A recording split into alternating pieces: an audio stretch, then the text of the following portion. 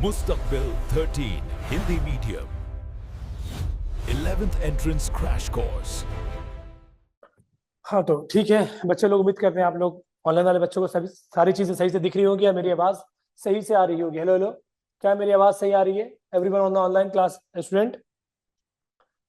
चलिए भैया, तो हम लोग चैप्टर शुरू करने जा रहे हैं अर्थमेटिक प्रोग्रेस। उससे पहले मैं कुछ बातें बता दूं कि नो डाउट हम सब यहाँ मौजूद किस लिए भैया, कि तैयारी हमारी अच्छी से हो जाए और हम सिलेक्शन दे दें, और हमारे जो मीडियम है वो हमारे बीच में आड़ा ना है, ठीक है? क्योंकि आप लोग सभी लोग हिंदी मीडियम के बच्चे हैं और हम लोग हिंदी मीडियम का बैच लेकर आए आप ही लोगों के लिए कि हिंदी मीडियम वाले बच्चों को भी इंकरेज किया जाए और आगे बढ़ाया जाए, और वो भी सबके बीच में आए और अपने आप को ये शो करें कि भैया हमने भी मेहनत किया और हम भी नंबर लेके आ सकते हैं। और ऐसा नहीं कि इस साल आप लोग, इससे पिछले साल भी हमारे पास बहुत सारे बच्चे थे जिन्होंने अच्छे अच्छे मार्क्स स्कोर किया और उन्होंने सिलेक्शन भी दिया एमयू के अंदर, ठीक है ना? तो बहुत इंपॉर्टेंट बात यह है कि जो भी हम लोग डीपीटी देने वाले हैं, जो भी हमारे मॉड्यूल होंगे, उन सबको आपको करना है। अगर आपको सिलेक्शन करना है तो इन चीजों पे जरूर मेहनत करना है। एक तो आपको हर दिन जो लेक्चर दिया जाए उसको जाकर रीड करना है, पढ़ना है। दूसरी बात, जो होमवर्क दिया जाए, डीपीटी दिया जाए, मॉड्यूल दिया जाए, उसको जरूर करना है और रिवाइज भी करना है। अपने लेक्चर को हर दिन रिवाइज भी करना है, सवाल भी करना है। कोई भी दिन छुट्टी नहीं करना है। कोई भी दिन ये नहीं कि सर आज मन नहीं कर रहा है, आज मूड अच्छा नहीं, आज ईद है, आज बकरीद है, आज होली है, आज सब अगले साल भी हो सकता है। कोशिश करें कि अभी हम लोग अच्छे से मेहनत से पढ़ाई करें और अपने आप को सिलेक्शन दें। और जो सबसे इंपॉर्टेंट बात है कि जो आपके पेपर होंगे, पेपर आपको देना है, पेपर के साथ साथ आपको जो पेपर का एनालिसिस जो होते हैं ना, उसमें भी जरूर बैठ, ये नहीं कि पेपर देके घर भाग गए ना, सब कुछ तमीज से करेंगे और कोशिश करेंगे कि सिलेक्शन की तरफ दे आगे बढ़े हम लोग। देखो मैं पढ़ाऊंगा आपको, शाहिद सर पढ़ाएंगे जो ऑलरेडी 6 साल का उनका एक्सपीरियंस है, बहुत साल से वो हिंदी मीडियम बैच को पढ़ा रहे हैं। और नवाब सर भी आपके बीच में आएंगे कुछ टिप्स एंड ट्रिक्स देने के लिए, वो भी आपको बताएंगे चैप्टर के बारे में कुछ कुछ जो आपसे वो शेयर करेंगे अपनी बातें, जिससे आपको फायदा होगा, ठीक है ना? अच्छा, ये तो मालूम होगा आप सभी बच्चों को कि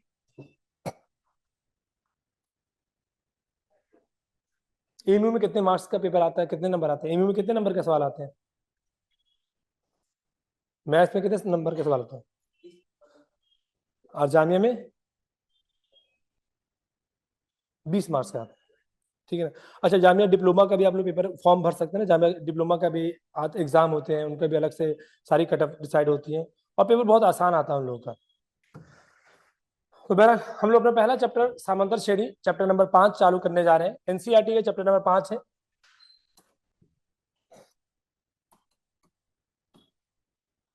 और हर साल इससे कम से कम 2 सवाल, 2 सवाल, 1 सवाल, ऐसे हर साल एमयू ने पूछा है। एमयू अगर 11th एंट्रेंस की बात किया जाए तो हर साल 2 सवाल, 2 सवाल, 1 सवाल, 2 सवाल कम से कम पूछता ही जा रहा है इस चैप्टर से, ठीक है ना? जामिया भी यही करता है सर, जामिया का भी यही सिनेरियो है कि जामिया हर एक एंट्रेंस एग्जामिनेशन में 1 से 2 सवाल जरूर पूछता है इस चैप्टर से। सिमिलरली अगर मैं बात करूं बीएचयू के बारे में, तो बीएचयू भी हर साल 1 से 2 सवाल इस चैप्टर से लेता है। हमने यहाँ पे ये सीखा कि इस चैप्टर का वेटेज कितना है। हम जिस एंट्रेंस की तैयारी करें, क्या सर उस एंट्रेंस में इस चैप्टर सवाल आता है? हाँ बिल्कुल आता है, और सवाल आसान होता है। ऐसा बहुत मुश्किल सवाल नहीं होता कि आप नहीं कर पाए। बस अगर आपने सही से लेक्चर को अटेंड किया और आपने सवाल को घर पे जाके प्रैक्टिस किया तो आराम से आपका इस चैप्टर के जो 2 सवाल आने वाले हैं वो आराम से आप लोग कवर अप कर सकते हैं। अगर मैं बात करूं एनसीईआरटी का कौन सा चैप्टर है, चैप्टर नंबर 5 है। क्या क्या पढ़ने वाले हम लोग? देखो समंदर श्रेणी को हम लोग एपी बोलने वाले हैं, ठीक है ना?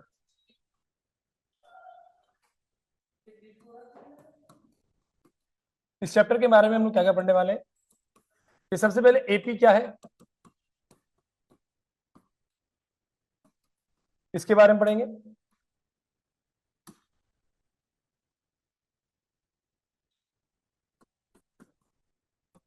इंपॉर्टेंट पॉइंट एपी के ये पढ़ेंगे।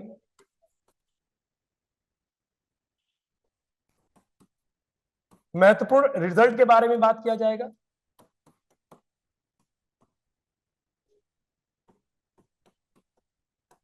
योग के एनवा पद के बारे में बात किया जाएगा।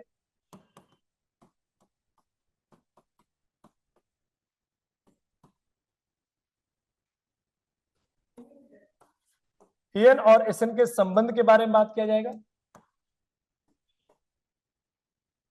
फिर इंपॉर्टेंट रिजल्ट के बारे में बात किया जाएगा, किसके, एस एन के। फिर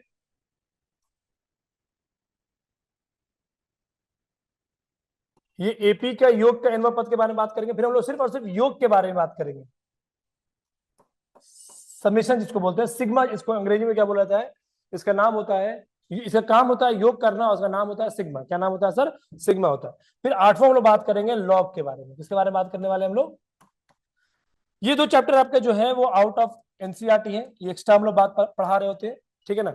ये आपके एनसीईआरटी का के सिलेबस में नहीं है, बाकी सारे 6 पॉइंट जो है वो आपके एनसीईआरटी के सिलेबस में। तो सारी बात करना अपन लोग को, कोई भी बात नहीं छोड़ना है, यही हमारा टॉपिक है। और इसका मैं बहुत सारे टिप्स एंड ट्रिक बताने वाला हूं इस चैप्टर में, जो कि आपके बहुत ही सवाल को देख के आप यूं ही जवाब दे देंगे, ठीक है ना। मुझे ऐसा लग रहा है कि पहले आपको देख रखा है क्या मैंने, इससे पहले भी आए थे क्या आप? अच्छा, हाँ ऐसा मुझे लगा कि देखा देखा ऐसा लग रहा है। तो ठीक है सर, ये हमारा टॉपिक रहने वाले। अगर आपको लगता है नोट करना है कि सर हम लोग क्या क्या पढ़ने वाले हैं इस चैप्टर में, तो प्लीज नोट इट डाउन कि हम लोग आगे बढ़ सकें। जल्दी से कॉपी निकाल लीजिए, सभी लोग अच्छे से सीरियस हो जाइए। ऑनलाइन में अगर सभी बच्चों को मैं अच्छे से दिखाई और सुनाई दे रहा हूं तो give me a thumbs up in the chat box. मुझे भी लगे कि हाँ सब बच्चे ऑनलाइन हो चाहे ऑफलाइन, हर जगह जलवा ही जलवा है। जल्दी से जल्दी से।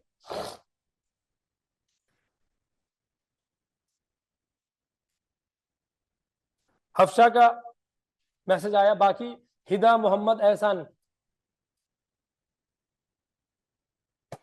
और सभी बच्चे जो भी हैं ऑनलाइन में, give me a thumbs up in the chat box.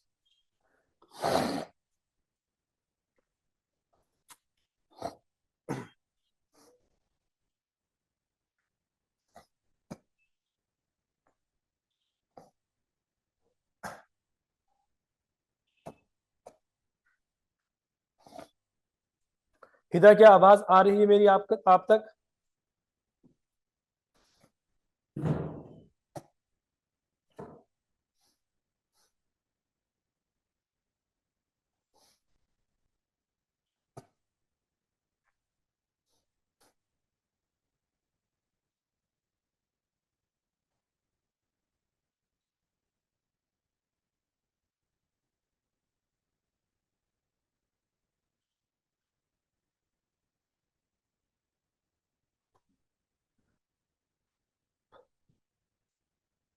मेरा नाम है मोहम्मद अनस।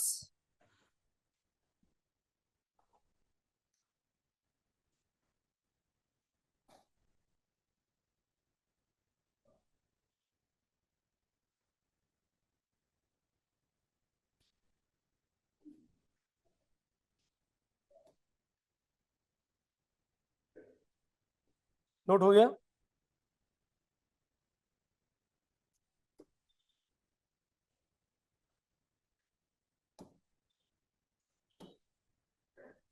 चलिए,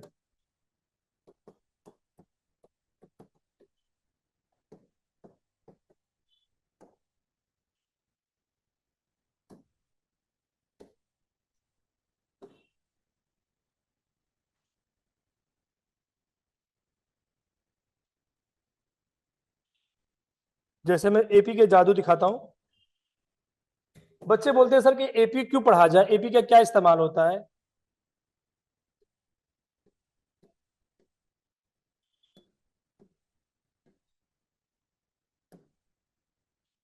तो मैं आपको बता दूं एपी का इस्तेमाल कहां और कैसे होता है। अगर आपको एपी आती है इसका मतलब आपको बहुत कुछ आता है। जैसे कि मैं बात करता हूं 2024 के सितंबर के महीने का,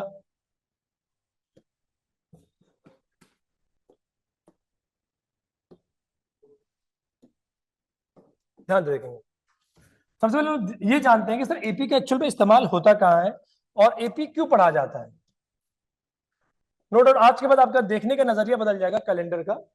हर जगह एपी छुपा हुआ, हर जगह हमारा सामांतर श्रेणी जो है, हर जगह थोड़ा आप जिस चेयर टेबल बैठे हैं वहां पे भी आप चाहें तो सामांतर श्रेणी लगा सकते हैं। उनके जो भी टेबल के जो लेग्स हैं, जो पैर है उसके बीच में, कि कितने टोटल पैर निकालने के लिए आप सामांतर श्रेणी निकाल सकते हैं। देखेंगे तो आखिरकार हम लोग कब बोलते हैं किसी श्रेणी को कि वो सामांतर श्रेणी में।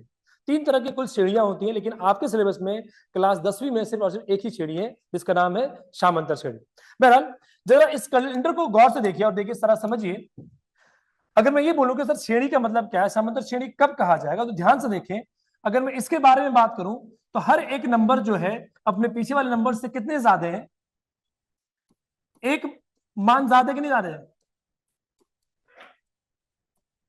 तो यही सर श्रेणी पहचानने का तरीका है कि अगर हर एक पद, इसे हम लोग क्या बोलते हैं, फॉर एग्जाम्पल अगर उदाहरण के तौर पे इस जो पहला लिखा रहता है उसको क्या बोलते हैं हम लोग, पहला पद। जो दूसरा लिखा रहता है उसे क्या बोलते हैं हम लोग, दूसरा पद, तीसरा पद। जो आखिरी में लिखा रहता है उसको लोग क्या बोलते हैं, अंतिम पद या फिर एनवा पद। क्या बोल देते हैं, आखिरी पद, अंतिम पद, एनवा पद, ठीक है ना। और ये जो बार बार जो समांतर चीज जो ऐड योग करते हुए जो आगे बढ़ रही है ना, इसी को हम लोग क्या बोलते हैं, स्वर अंतर बोलते हैं। क्या बोलते हैं, स्वर अंतर बोला जाता है, जिसको हम लोग स्मॉल डी से दर्शाते हैं। सारी बातें मैं बताऊंगा, जरा इस ध्यान से देखिए। क्या ये 1 2 3 4 5 6 7 क्या ये समांतर श्रेणी में है? बिल्कुल है। मैं अगर पूछूं कि क्या, अगर मैं इधर ऊपर से नीचे की तरफ जाऊं और मैं ये पूछूं क्या ये समांतर श्रेणी में है, क्या ये समांतर श्रेणी में है? सर ये देखिए, बिल्कुल सर, यहाँ पे 7 योग करेंगे तो 8 तक पहुंचेंगे, 8 में अगेन 7 योग करेंगे तो 15 तक पहुंचेंगे, और 15 में 7 योग करेंगे तो कहां तक पहुंचेंगे? फिर से सर वही, इसके जो स्वरांतर है पदों के वो क्या है, समान है। इसका मतलब ये किसमें है सर, समांतर श्रेणी में दे रखे। फिर एक बच्चे ने बोला कि अच्छा सर, ये जो अगर ये समांतर श्रेणी में है तो क्या आप इसका योग करके बता सकते हैं क्या, बिना पेन पेपर के क्या आप इसका योग करके बता सकते हैं? तो बिल्कुल बताया जा सकता है इनका योग क्या होगा। ध्यान से देखिए, अगर ये श्रेणी में है और इसका जो पदों की संख्या कैसी है सर, विषम है। कई संख्या सर, पदों की संख्या जो है वो विषम है, n बराबर 7 दे रखा है। तो याद रखेंगे, अगर आपको मैं बोलूं कि पहला पद लीजिए और आखिरी पद लीजिए, जब आप इन दोनों को योग करेंगे ना तो क्या मिलेगा आपको, 8 मिलेगा। हाँ, योग करने पे 7 और 1 8 मिलेगा। और 8 का जो आधा होगा ना, वो इस एपी के बीचवा पद के मान के बराबर होगा। पहला पद और 7वां पद को योग किया, उसका आधा किया, तो उसका जो मान निकल कर आया वो इस समांतर श्रेणी के बीचवे वाले पद के बराबर आया। उसी प्रकार अगर मैं शुरू से दूसरा पद लूं और आखिरी से दूसरा पद लूं और फिर से उनका योग करूंगा ना, तो फिर से हमें पता क्या नजर आएगा, उनका योग 8 नजर आएगा, और उसका आधा जो है वो बीचवे वाले पद का मान होगा। उसी प्रकार अगर मैं तीसरा पद लिया और आखिरी से तीसरा पद लिया, उसका भी योग क्या आएगा, 8 ही आएगा। ये बात किसने बताई थी, गौस साहब ने बताई थी, ठीक है ना। गौस साहब ने बताई थी कि शुरू से पहला पद और अंतिम से पहला पद, शुरू से दूसरा पद, अंतिम से दूसरा पद, इनका हमेशा मान जो आता है वो समांतर होता है। इसके बारे में सब बात लिखवा दूंगा मैं, पहले समझते हैं। और अगर ये पदों की संख्या अगर यहाँ पे विषम है तो इनका हर एक पद का जो औसत मान आएगा वो क्या आएगा, 4 4 आएगा। हर एक का औसत मान जो आएगा वो कितना आएगा, अरे 4 4 नहीं आएगा। जब देखिए ना, जब अगर मैं 1 और 7 को जोड़ूंगा तो 8, 8 का औसत मान कितना आ गया, 4 4, ये भी 4 हो गया, ये भी। अगर मैं इन दोनों का औसत मान पूछूं तो 4 4 आएगा, नहीं आ गया। मतलब हर एक पद का औसत मान सर 4 4 आ गया। और कुल संख्या कितनी दे रखी थी सर, 7, और हर एक का औसत मान 4। तो कोई पूछे आपसे कि इस 1 से लेकर 7 तक का योग बताइए, तो क्या बोलोगे सर, कुल पद है 7, हर एक का औसत मान 4, और औसत मान कहां होता है सर, बीच में बैठा होता है। कहां पे बैठा होता है सर, बीच में बैठा होता है। तो कुल पदों का जो योग निकल कर आएगा वो 28 निकल कर आ जाएगा। अगर ये वाली बात आपको समझ में आ गई तो उम्मीद करता हूं आप इस बात का जवाब दे पाएंगे कि सर जी अगर मैं पूछूं कि 8 से लेके 14 क्या ये समांतर श्रेणी में है, तो बोलोगे हाँ सर, यहां पे भी एक एक करके आगे बढ़ रहे हैं।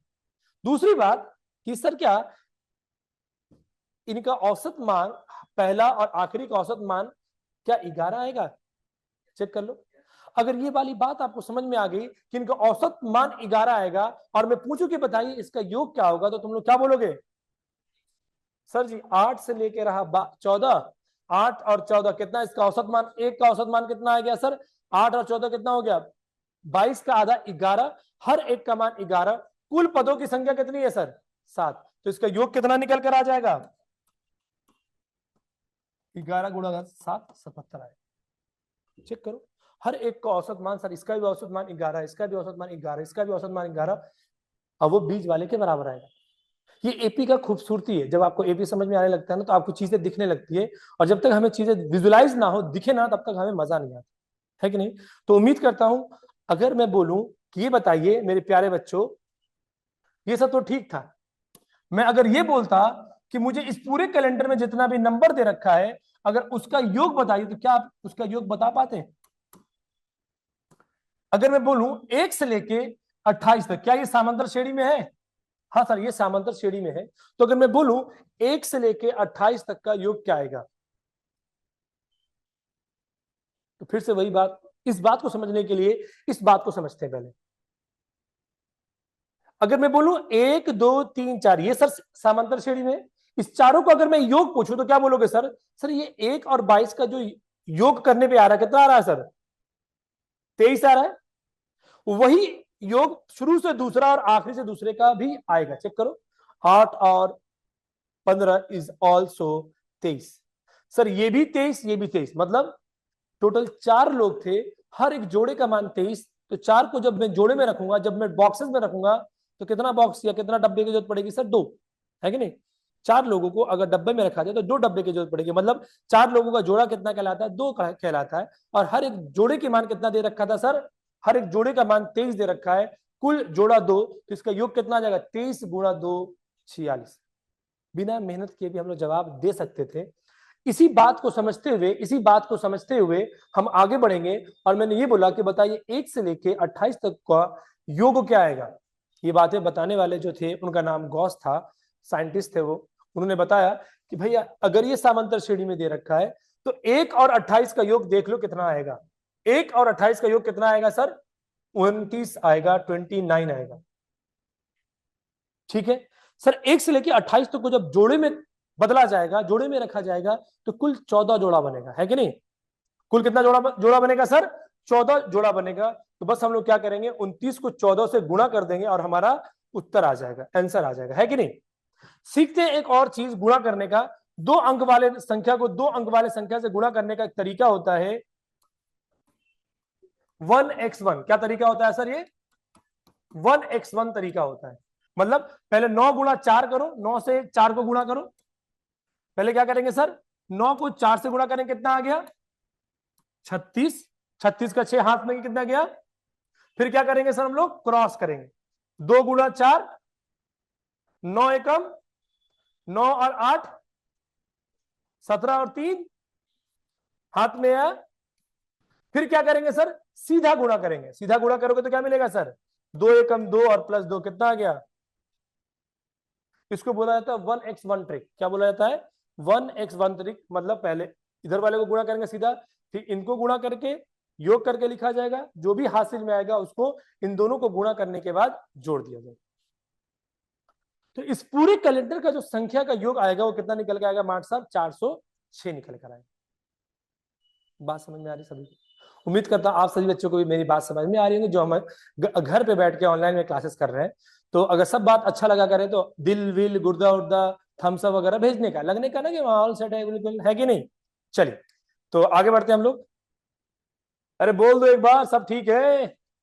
हफ्सा का बाद हाथ हिलता रहता है। 100% मोहम्मद हिदा उदा जवाब देने के। रे बाबा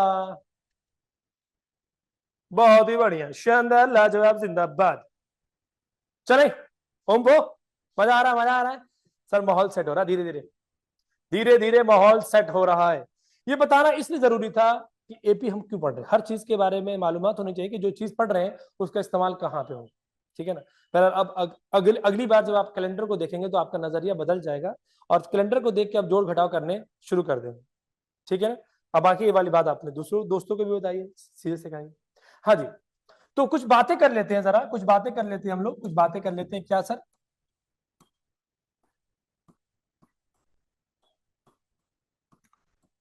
मुझे मालूम है आप लोग सभी लोग एग्जाम देके अभी जस्ट फारिग हुए हैं, तो बहुत सारी चीजें आपको मालूमात होगी, बहुत सारी चीजें आप ऑलरेडी जानते होंगे, लेकिन फिर भी हम वो सारी बात करेंगे एक छोटे बच्चों की तरह, की जैसा मुझे लग रहा है कि आप लोग अभी पहली बार इस चीजों को सीखेंगे। ठीक है ना? जीरो से सीखेंगे तभी हीरो बनेंगे, है ना? तो हम लोग को बिल्कुल ये नहीं लगना चाहिए अरे सर ये तो हम जानते हैं क्या होता है पहला पद। जो पहले दिखता है उसको हम लोग क्या बोलते हैं सर? पहला पद बोलते हैं। इसको हम लोग A1 से भी दर्शाते हैं और चाहे तो हम लोग ए से भी दर्शा सकते हैं, है कि नहीं? दूसरा, जैसे सर अंतर क्या होता है? 2 पदों का अंतर। आगे वाले पद को अगर मैं पीछे वाले से घटाऊं तो जो निकल कर आएगा वो स्वरंतर आएगा। A2 माइनस A1 बराबर किसके आ जाएगा सर? मैं ये भी लिख सकता हूं A3 माइनस A2। ये भी किसके बराबर होगा? A4 माइनस A3 बराबर किसके होगा sir? an minus of an minus 1। इससे जस्ट पहला वाला टर्म कौन सा होगा? इन सभी का मान जो आएगा वो समांतर आएगा और वो सौर अंतर के बराबर आएगा, मतलब स्मॉल मतलब छोटा डी के बराबर आएगा, है कि नहीं? अब सर समझने वाली बात यह है कि पहला पद तो ए रहा, अगर मैं बात करूं दूसरे पद के बराबर, अगर मैं इसके बारे में बात करूं, क्या मैं लिख सकता हूं a2 माइनस a1 बराबर डी, है कि नहीं? तो इस a को उधर भेज के मैं लिख सकता हूं a2 बराबर क्या आ जाएगा, a प्लस। तीसरा, क्या मैं लिख सकता हूं a3 माइनस a2 बराबर डी? a2 को उधर भेजूंगा तो क्या मिलेगा सर, a3 बराबर क्या मिल जाएगा, a2 प्लस डी। a2 को हमने a और d के में कैसे लिखा था, a प्लस। तो यहां से हमें तीसरे पद का आगाज क्या हुआ, a प्लस 2d। हमने एक चीज देखा सर यहां पे और समझा कि सर a1 बराबर a प्लस 0d, a2 बराबर a प्लस 1d, a3 बराबर a प्लस 2d। मतलब सर एक चीज तो समांतर है कि सब में तो a आ ही रहा है, सब में तो a आ रहा है। दूसरा, d से पहले जो भी पद यहां पे दे रखा है उसमें से एक कम करके d से गुणा किया गया, चेक करो। दो, दूसरा पद निकालने के लिए दो में से एक घटा के डी से गुणा किया गया। तीसरे पद को लिखने के लिए तीन में से एक घटा के क्या लिख दिया गया, डी से गुणा कर दिया। इसी प्रकार जब मैं nवां पद की बात करूंगा तो इसमें भी a आएगा, इसमें भी d आएगा, और d से पहले क्या आएगा सर, एक कम कर देंगे जो भी पूछा जा रहा है। यही हमारा क्या आ गया सर, nवां पद का सूत्र आ गया a plus n minus 1 into D. मतलब हमने यहां से दो बात सीखी। पहली बात ये कि सर किसी भी पद को अगर लिखने के लिए कहा जाए तो उसमें हम लोग पहले क्या लिखेंगे, अम्मी डैडी, और डैडी से पहले क्या आ जाएगा, जो भी पद पूछा जाएगा उसमें से एक कम करके डैडी को गुणा कर दिया जाएगा। एपी का माई बाप कौन है, ए और डी, इसलिए सौरंतर और पहला पद ज्ञात कर लिया, उसमें सब कुछ मिल गया। बहरहाल ठीक है। अच्छा, अगर ध्यान से देखा जाए ना कि ये जो सूत्र है ना, इसका जो समीकरण है उसका फॉर्म कुछ ऐसा है, mx प्लस सी। एनसीईआरटी क्लास 9 बहुपद में क्या बोलता है कि जब जब किसी भी समीकरण का mx प्लस सी आ जाए तो इसको लोग क्या बोलते हैं, रैखिक समीकरण एक चर वाला। क्या बोला जाता है, रैखिक समीकरण एक चर वाला। मतलब मैं यहां से एक महत्वपूर्ण बात लिख सकता हूं कि nवां पद जो होता है वो क्या होता है सर, क्या होता है सर, रैखिक समीकरण एक चर वाला।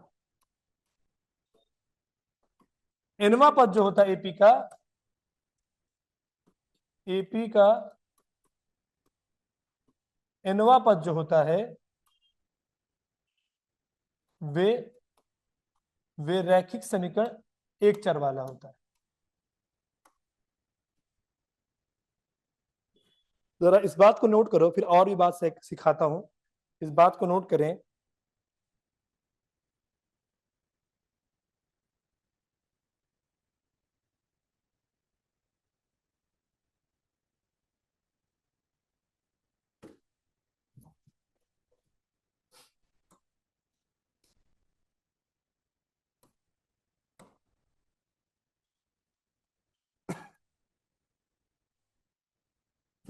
अच्छा, ये तो सभी जानते हैं सर, अगर रैखिक समीकरण, बहुपद रैखिक समीकरण की बात किया जाए तो इसका ग्राफ का चित्र कैसा होता है,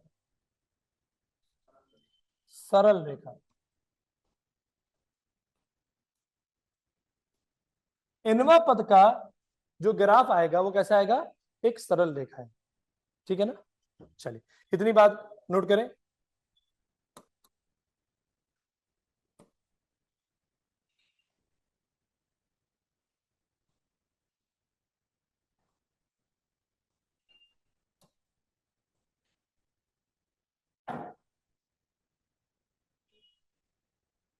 चलिए, बहुत बढ़िया मोहम्मद हसन, सीख गए दिल भेजना, बहुत ही बढ़िया, शानदार, लाजवाब, जिंदाबाद।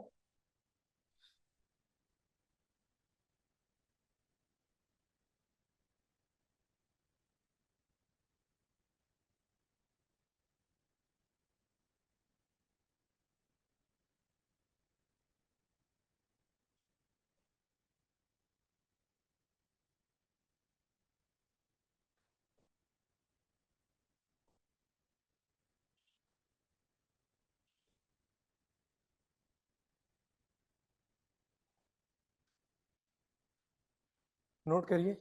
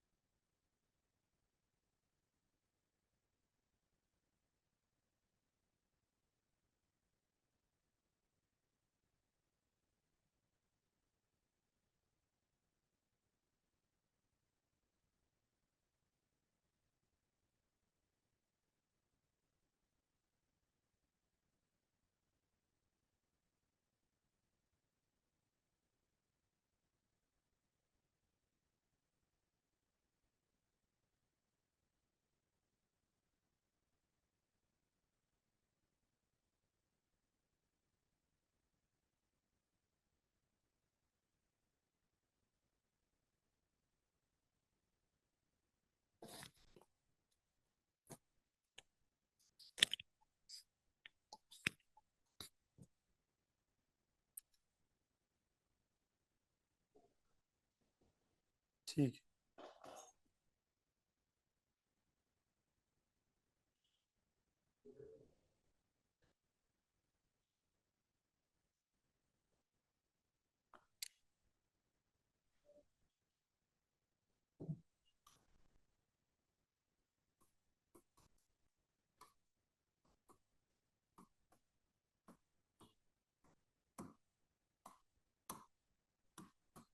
चलिए लिखिए हेडिंग डाले एपी के प्रकार। एपी के दो प्रकार होते हैं। एपी के दो प्रकार होते हैं।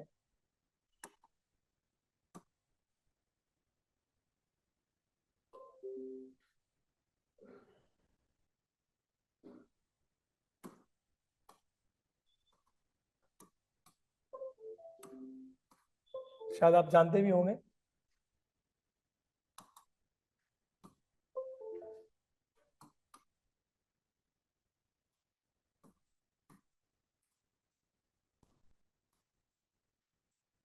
प्रमित एपी और दूसरा अनंत एपी, जिसको अंग्रेजी में हम लोग फाइनाइट एपी और इनफाइनाइट एपी कहते हैं।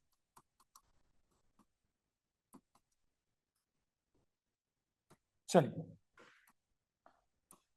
देखिए, फाइनाइट या परिमित एपी किसे बोला जाता है? ऐसी समांतर श्रेणी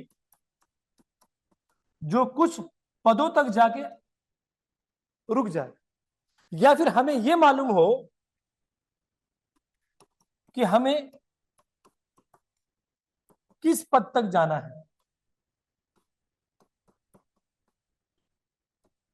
तो ऐसी एपी को हम लोग क्या बोलते हैं? परिमित एपी बोलते हैं। और अनंत एपी कैसे बोला जाएगा? जिसके बारे में हमें नहीं मालूम है कि ये एपी कहां तक जा रही है, उसको तीन बिंदु से दर्शाया जाता है कि इसका मतलब ये एपी कहां तक जा रही है? अनंत तक जा रही है। या फिर आपको लिखा जाए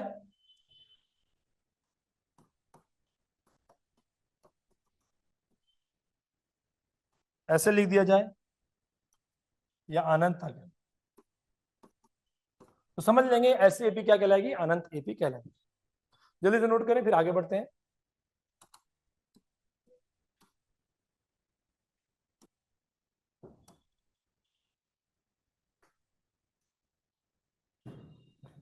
जो आपको लगता है आपको नोट करना चाहिए आप वो नोट कर लीजिए, फिर आगे बढ़ जाइए।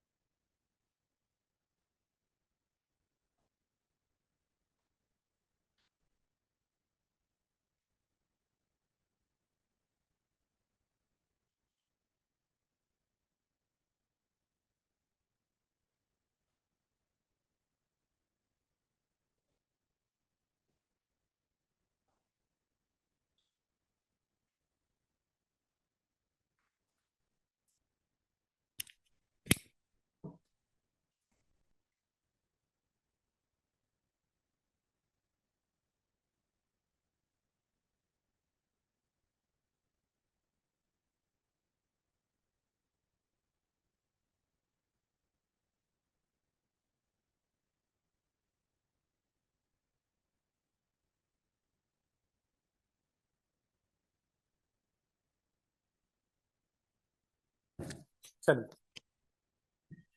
चले भैया चले। Hello hello hello. बहुत बढ़िया। चलिए कुछ सवाल कर लेते हैं जल्दी से।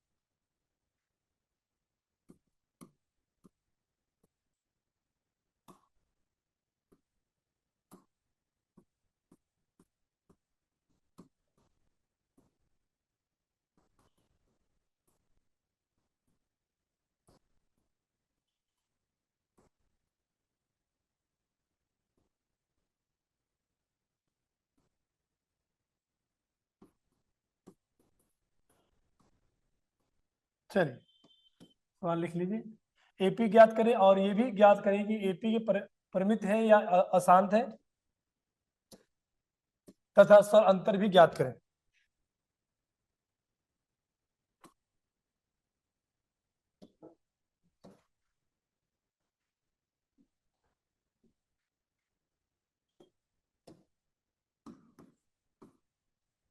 चलिए क्वेश्चन नंबर 1।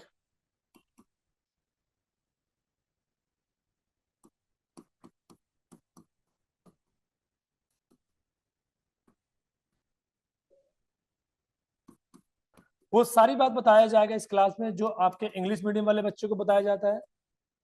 ऐसा बिल्कुल नहीं होगा, चाहे वो किसी भी सब्जेक्ट के बारे में बात हो, मैथ साइंस इंडो जी के, जो चीज वहां पे बताई जाएगी वही सेम चीज यहाँ पे भी डिलीवर की जाएगी।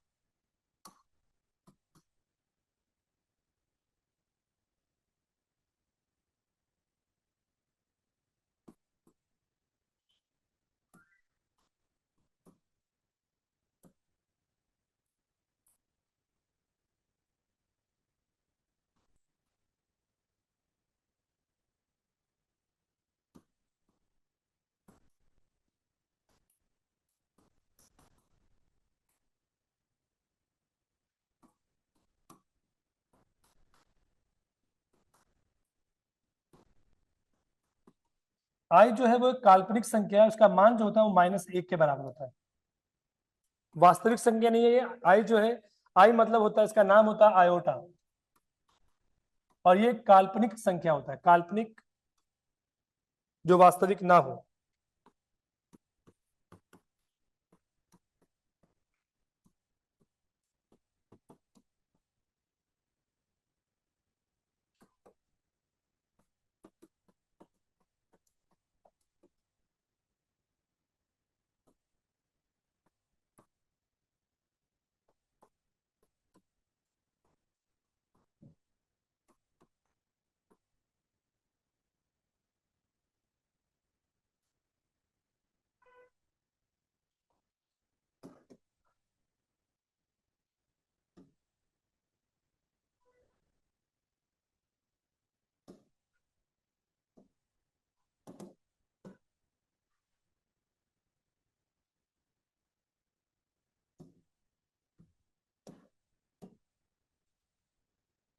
चलिए भैया नोट करें जल्दी से।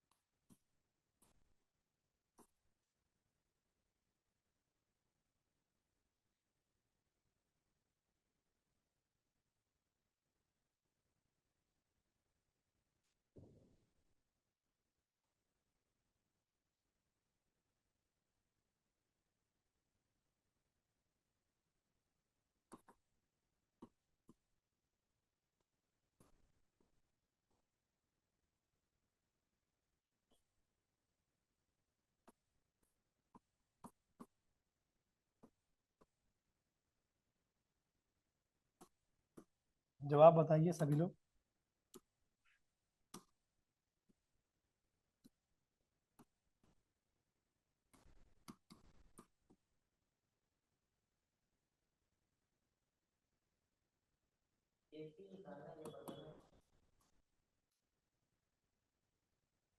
हाँ,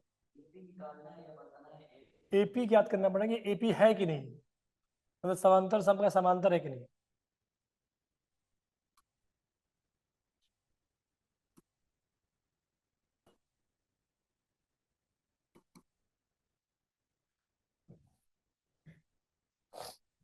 क्वेश्चन नंबर 2 में लिखा कि डी क्या है इसमें से, वास्तविक है, परमीय परमीय संख्या है, या काल्पनिक है।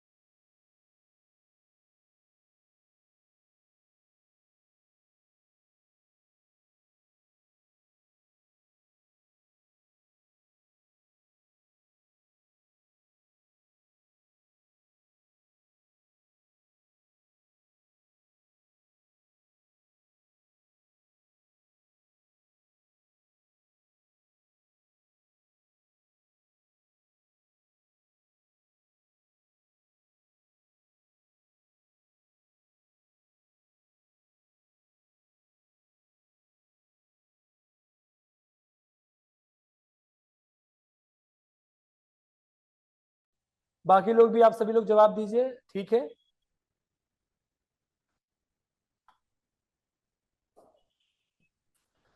कौन सा दूसरा वाला देखिए, क्या है कि नहीं एपी है? हाँ, नहीं है कंफर्म।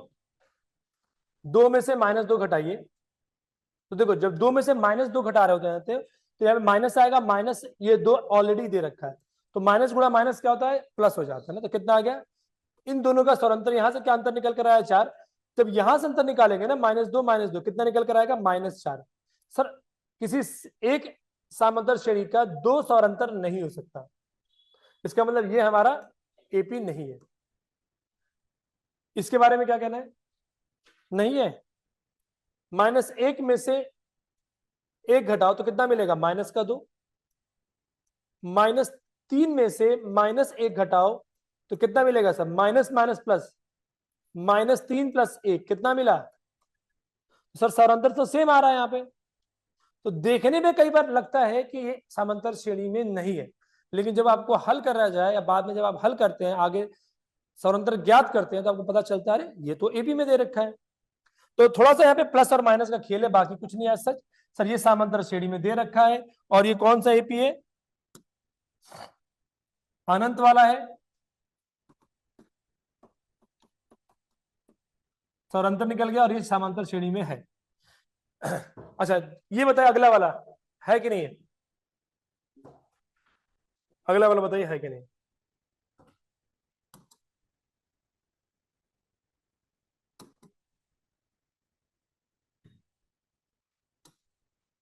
हाँ जी,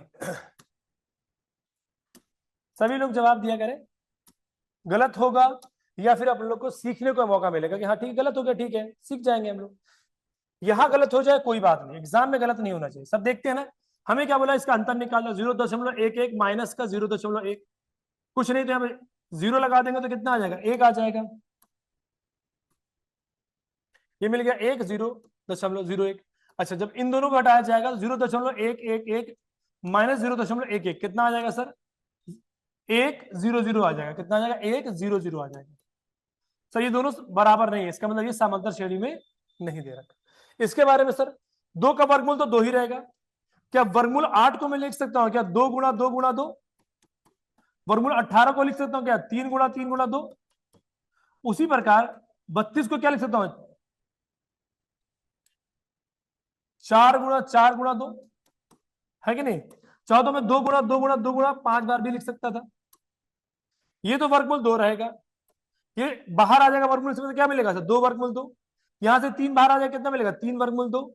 और ये कितना मिल गया, 4 वर्गमूल 2। सर देखते हैं सर अंतर समांतर आ रहा है कि नहीं आ रहा है। 2 वर्गमूल 2 माइनस का 1 वर्गमूल कितना आ गया, वर्गमूल 2। 3 वर्गमूल 2 माइनस का 2 वर्गमूल 2 कितना आ गया सर, इसका समांतर कितना आ गया, समांतर आ गया। और वर्गमूल कितना निकल के आ गया, वर्गमूल 2, इसका समांतर निकल कर आ गया। सर कैसा है, अनंत एपी है।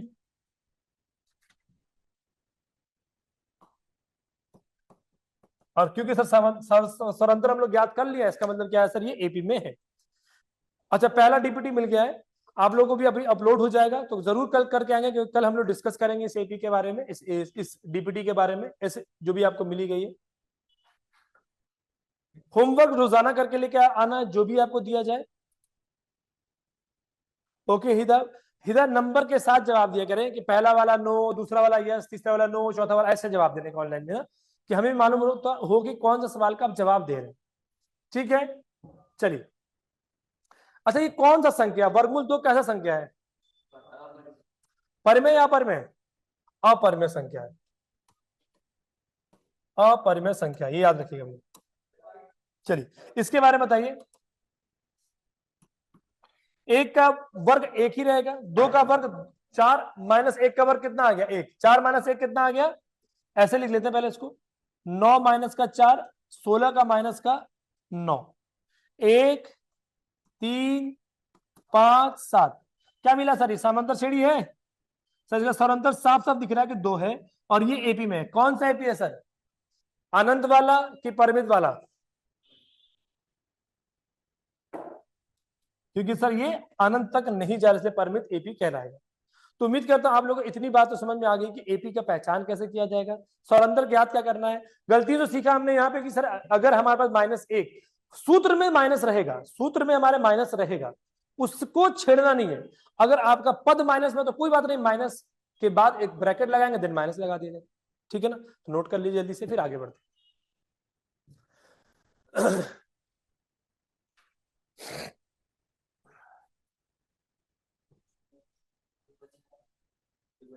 मुझे दे दो, उनको दे दिया।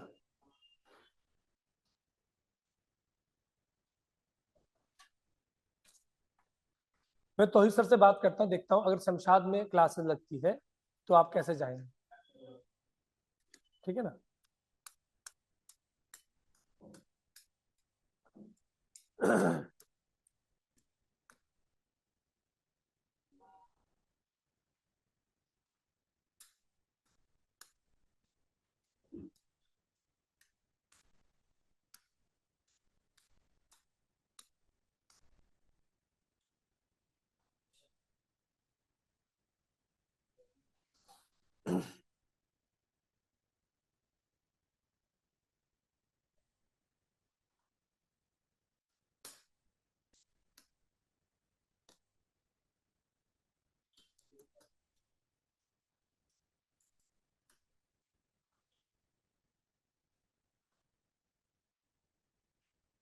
चले, हो गया,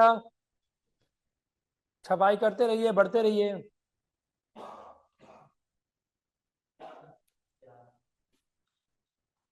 कल हम लोग लगभग 10-12 महत्वपूर्ण रिजल्ट के बारे में पढ़ेंगे, इसके समुद्र श्रेणी के ना। फिर उसके हम लोग सवालात करेंगे, बहुत सारे लगभग अच्छे खासे सवाल हैं, वो भी करेंगे। फिर क्लास रेगुलर आना, कुछ भी हो जाए, आंधी तूफान एक हो जाए, लेकिन क्लासेस नहीं छोड़नी है। ऑनलाइन वाले बच्चे, अगर आपको लगता है कि आप लोग थक गए हैं, जैसे होता है ना कि अगर आपको ऑनलाइन एक्सेस है, वैसे तो मोस्ट प्रॉब्ली सबके पास ऑनलाइन एक्सेस रहेगा, अब जो भी बैचेस आएंगे। तो अगर आपको लगता है कि आप रोजे से हैं, आप थक जा रहे हैं नमाज पढ़ने के चक्कर में, रोजा रहने के चक्कर में, तो आप शाम में देख लीजिए। लेकिन लेक्चर आपको पूरा कंप्लीटली देखना है, समझना है, सवाल लगाना है। लेक्चर किसी दिन का भी नागा नहीं होना चाहिए, चाहे कोई भी दिक्कत, कोई भी परेशानी हो जाए। आप एट अ टाइम लाइव नहीं देख पा रहे हैं, आपका रिकॉर्डेड लेक्चर रहेगा, आप जाकर रिकॉर्डेड लेक्चर भी देख सकते हैं। तो कोई भी किसी दिन का लेक्चर नहीं छोड़ना है। और दूसरी इंपॉर्टेंट बात, किसी को भी कोई दिक्कत हो रही है इस आप बैच लेकर, आप मुझे बताएंगे कि सर ये प्रॉब्लम हो रही है, ये दिक्कत है, ये परेशानी है, तो उम्मीद करता हूं मैं इसका समाधान भी निकालूंगा। आराम से नोट करिए, जल्दी जल्दी से समझ समझ के, गलतियां जो हो रही है। और ऑनलाइन वाले बच्चे भी अभी तुरंत का तुरंत नोट को लिख लिया करें, कि घर जाके आपको अलग से इसके नोट करने का टाइम ना निकालना पड़े। क्योंकि सोचो ना, अभी तुम सोचोगे नहीं सर अभी वीडियो देख लेते हैं, बाद में नोट कर लेंगे, नहीं भैया, अभी का काम अभी करो। ये नहीं कि बाद में करोगे, फिर टाइम लगता है ना, अभी टाइम लग रहा है, अब इसका इस्तेमाल कीजिए, अभी नोट कर लीजिए, बाद में जाके घर में बैठ के सवालात करेंगे।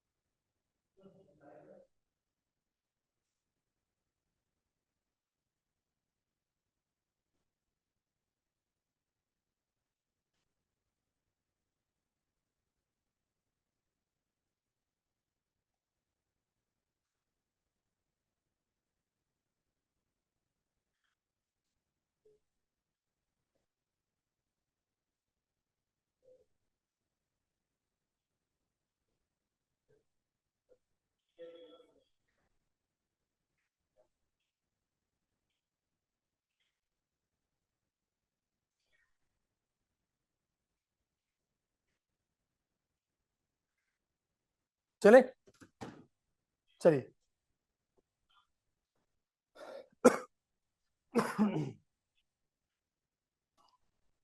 इनके जवाब दीजिए जल्दी से। सभी लोग जवाब दें, ऑनलाइन में ऑफलाइन।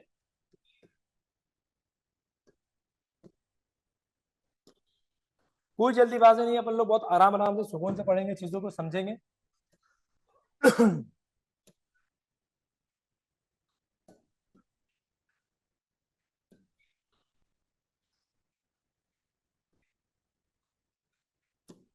एक और सवाल मैंने दे दिया यहाँ पे,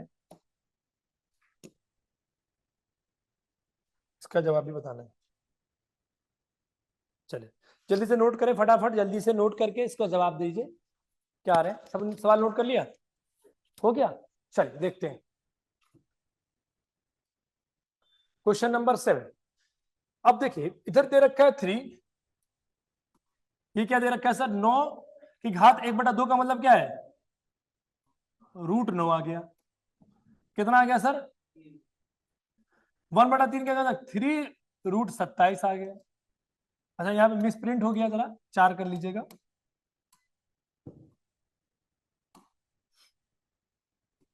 जब आपको बेसिक में पढ़ाया जाएगा तो वहां पे वर्गमूल के बारे में भी बताया जाएगा।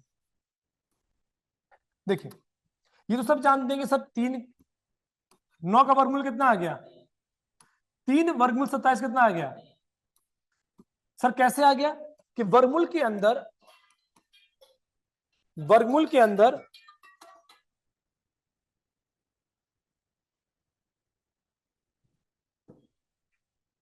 27 को लिख सकता हूं 3 गुणा 3 गुणा 3, ठीक है। तो ये कितना हो जाएगा, 3 आ जाएगा। जरा इसका जवाब बताइए क्या आ रहा है, इन दोनों का जवाब बताइए और इन दोनों का, इसका भी जवाब बताइए क्या आएगा, जल्दी बताइए, जल्दी से फटाफट।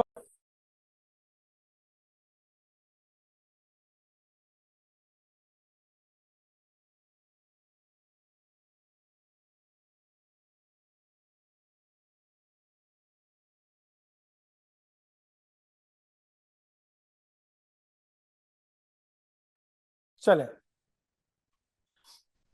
आ गया, 8वां वाला है कि नहीं है, 9वां, 10वां, 12 नहीं है।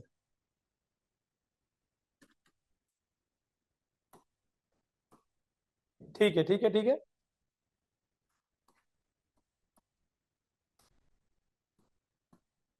जब कभी भी एपी का सौर अंतर समान आ जाए, तो समान मतलब अगर 0 के मान के बराबर आ जाए, तो ऐसी एपी को हम लोग क्या बोलते हैं, स्थिर एपी बोलते हैं। क्या बोलते हैं, स्थिर एपी बोला जाता है। तो ये क्या कहलाएगा सर, स्थिर एपी। अगर कोई और भी स्थिर एपी नजर आ रही है, इसका सौर अंतर कितना आ रहा है, इसको भी क्या कहेंगे सर हम लोग, स्थिर एपी कहा जाएगा। क्योंकि यहाँ पे क्या होता है ना, पहला पद भी 7वां, दूसरा पद भी 7वां और nवां पद भी, अंतिम पद भी क्या रहेगा, 7वां ही रहेगा। इसके बारे में सर, 1 वर्गमूल 4 का मान हो गया, 2 वर्गमूल 9 का मान हो गया, 3 वर्गमूल 16 का मान हो गया, 4। सर अंतर कितना आ गया सर, 1। इसका मान कितना आ जाएगा, 2 आयोटा, 2 आयोटा मतलब 2 काल्पनिक संख्या। आयोटा क्या होता है, आई जो होता है इसको हम लोग अंग्रेजी में आयोटा बोला जाता है। इसको दर्शाने का तरीका क्या होता है कि वर्गमूल के अंदर कभी भी जैसे वर्गमूल -5 दिया जाए, तो मैं इसको लिखूंगा वर्गमूल 5 गुणा वर्गमूल -1, और यही -1 क्या कहलाएगा आपका, आयोटा कहलाएगा, आई कहलाएगा। मतलब वर्गमूल के अंदर अगर कभी भी माइनस का चिन्ह आ जाए, तो ऐसे संख्या को हम लोग क्या कहते हैं, काल्पनिक संख्या कहा जाता है। तो यहाँ पे सर वर्गमूल 2 आई -1 कितना आ जाएगा, आई, अरे आई रे बाबा आई। तो डी का मान कितना आ गया, आई आ गया। डी का मान कितना आ गया, आई आ गया। आई एक कैसा नंबर, यहाँ पे जो सरंतर निकल कर आया वो कैसा निकल के आया, काल्पनिक है, वास्तविक नहीं आया। यहां पे देख लेते हैं सर जी, 3 वर्गमूल 2 -3, ये इससे कट जाए कितना मिलेगा, 2 वर्गमूल। इसको इससे घटा के देखते हैं क्या समांतर आता है कि नहीं आता है, 3 + 2 वर्गमूल 2 -3 ब्रैकेट में लगा देते हैं, प्लस वर्गमूल 2। माइनस जब अंदर जाएगा, ब्रैकेट को भीतर जाएगा, तो यहां पे मिलेगा -3 -वर्गमूल 2। ये तो इससे कट जाएगा, 2 वर्गमूल में से 1 वर्गमूल घटाओगे तो क्या मिलेगा सर, तो समांतर का मान कितना आ गया, और ये समांतर एपी में, मतलब ये एपी दे रखा है। अच्छा, यहां पे जो समांतर है वो कैसा है, परमेय है या अपरमेय है, काल्पनिक है, वास्तविक है? अपरमेय। क्या अपरमेय संख्या वास्तविक संख्या कहलाता है? अपरमेय संख्या क्या वास्तविक संख्या कहलाता है? ऑनलाइन वाले भी जवाब दे सकते हैं। क्या अपरमेय संख्या को वास्तविक संख्या कह सकते हैं? ऑनलाइन वाले जवाब भी दीजिए, क्या अपरिमेय संख्या एक वास्तविक संख्या होता है, अर्थात तो नहीं होता है? नहीं। जल्दी जल्दी। वास्तविक संख्या क्या होता है? परमेय और अपरमेय का मेल, झुंड, ग्रुप, उन सभी संख्या जो परमेय और अपरमेय, उन सभी को क्या कहते हैं हम लोग सर? वास्तविक संख्या कहा जाता है। दुनिया में जितने भी परमेय संख्या, जितने भी अपरमेय संख्या है, वो सब क्या कहलाते हैं? आपके वास्तविक संख्या कहलाते हैं। ठीक है। बहरहाल जब आपको संख्या के बारे में पढ़ाया जाएगा तो वहां पे सारी बात बता दी जाएगी। ये एक समांतर श्रेणी में दे रखा था, जो कि एक स्थिर एपी है, जिसका समांतर शून्य के बराबर दे रखा है। इसके बारे में क्या करना है सर? 1/5 माइनस का 1/2 करेंगे, कितना मिलेगा सर? 10। 2 माइनस का 3/10 आ गया। उसी प्रकार 1/8 माइनस 1/5, लसम लेंगे, कितना मिलेगा? 40। 8 5 40, कितना आ गया? माइनस का 3/40। सर इन दोनों का समांतर समान नहीं है, इसलिए समांतर श्रेणी में नहीं दे रखा। उम्मीद करता हूं ये वाली बात सबको समझ में आ गई होगी।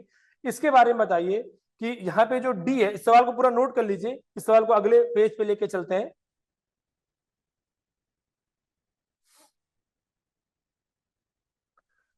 ये सब नोट कर लीजिए, फिर अगले पेज पे चला जाता है।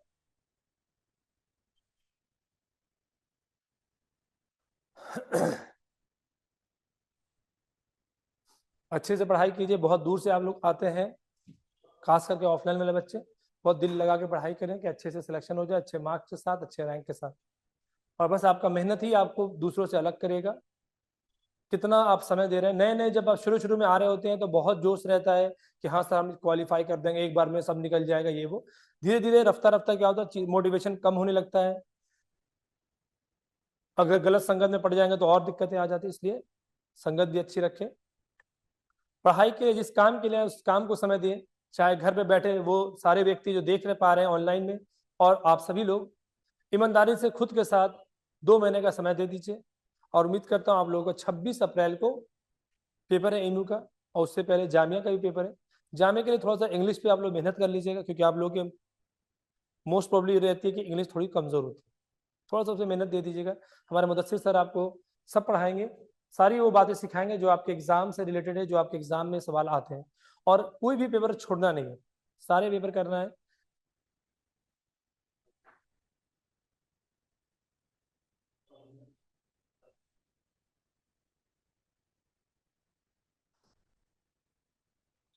चले।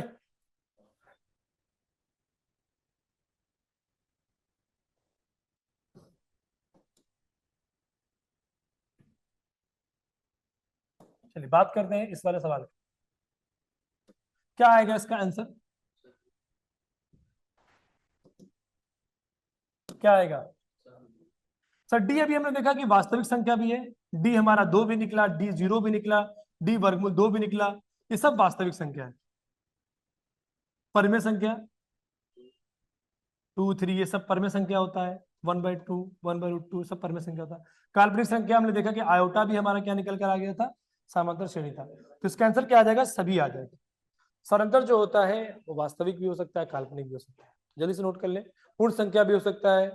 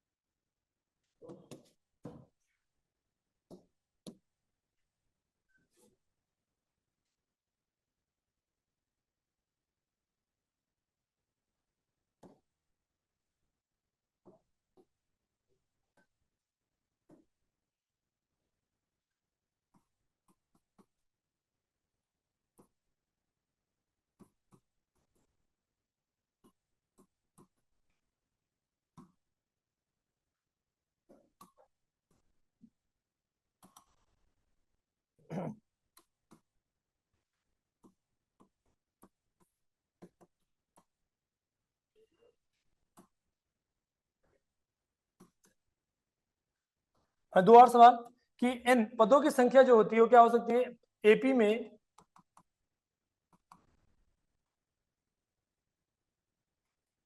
पदों की संख्या जिसको हम लोग क्या बोलते हैं सर n बोला जाता है वो क्या हो सकती है।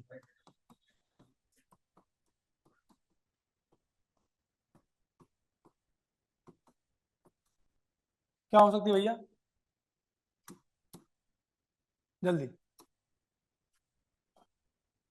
ऑनलाइन वाले भी जवाब दीजिए। क्वेश्चन नंबर 2 का क्वेश्चन नंबर 2 की जगह क्वेश्चन नंबर 3 कर लीजिए।